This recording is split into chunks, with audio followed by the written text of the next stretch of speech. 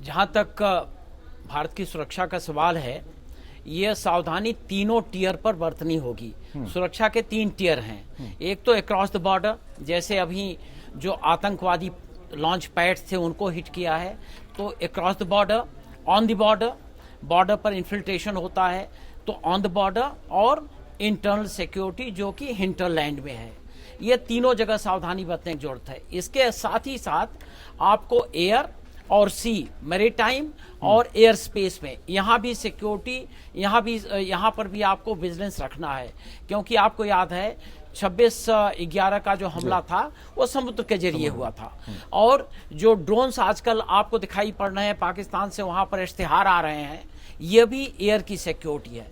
तो हर जगह बरतना है सिक्योरिटी। लेकिन मैं 2 बातें और कहना चाहूंगा। पहली बात तो यह है कि जो बॉर्डर की सिक्योरिटी है, इंडियन आर्मी अलर्ट है। इंडियन आर्मी आज और बीएसएफ के साथ, कहीं कहीं बीएसएफ भी है बॉर्डर पर, वो अलर्ट हैं, वो चौकसी से अपना काम कर रहे हैं। और मैं समझता हूं कि वहां पर जो प्रिपरेशन है वो तकरीबन फूल प्रूफ है।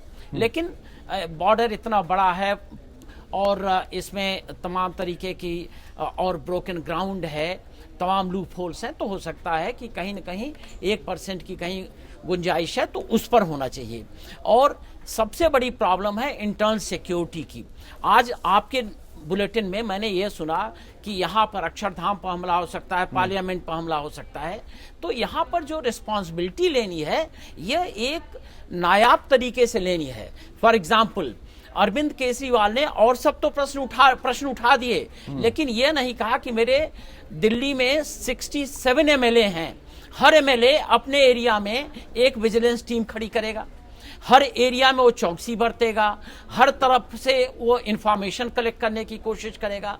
तो ये जो एक रिक्वायरमेंट है, पीपल्स इन्वॉल्वमेंट, पॉलिटिशियंस इन्वॉल्वमेंट और एबव पार्टी लाइन्स इन्वॉल्वमेंट, ये नहीं दिखाई पड़ रहा है। मुझे ये सबसे बड़ी चिंता है। और दूसरी बात मैं एक और कहना चाहता हूं कि यह पुलिसिंग वर्क इंडिया में तेज होना चाहिए। पहले दरोगा ऐसे होते थे कि उनके थाने में कोई भी उस इलाके में आता था, पता लगता था। आज तो बीट पुलिस अपना शायद बीट की एरिया में जाएगा और बाकी चीजें देखेगा, अपने हित की बात सोचेगा, लेकिन बीट की कितनी जिम्मेवारी है ये आज देखना है, तब आपकी सिक्योरिटी होगी। और दूसरा, जो कश्मीर है, वहां पर चीफ मिनिस्टर को जो बॉर्डर की सिक्योरिटी है वो तो कर ही रही है सेंटर, वो तो आर्मी कर रही है। जो इंटरनल सिक्योरिटी है, जहां पर स्टोन पेल्टर्स हैं, जहां पर स्लीपर सेल्स हैं, और जिनको उनके पिताजी ने थैंक्स दिया था इलेक्शन के बाद, उनको भी देखना है। आतंकवादी वहां पर स्लीपर सेल बनाए हुए हैं, और जो सेपरेटिस्ट हैं उनका केयर करना पड़ेगा। वो केयर नहीं, Z+ सिक्योरिटी वाला, उनको ये एहतियात बरतनी पड़ेगी कि ये लोग एक्टिव न हो। मामला आज यहां पर आके रुका है। ये इंटरनल सिक्योरिटी आज सुप्रीम है, बॉर्डर सिक्योरिटी तो मेरे ख्याल से काफी देखी जा रही है।